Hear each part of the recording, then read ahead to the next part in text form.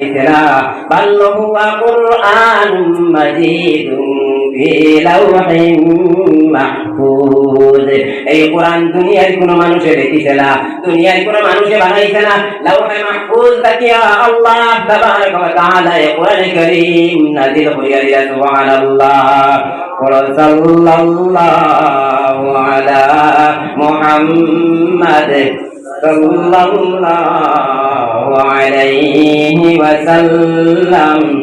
সাল্লাল্লাহু আলা মুহাম্মাদ সাল্লাল্লাহু আলাইহি ওয়াসাল্লাম। সাল্লাল্লাহু আলা মুহাম্মাদ সাল্লাল্লাহু আলাইহি ওয়াসাল্লাম।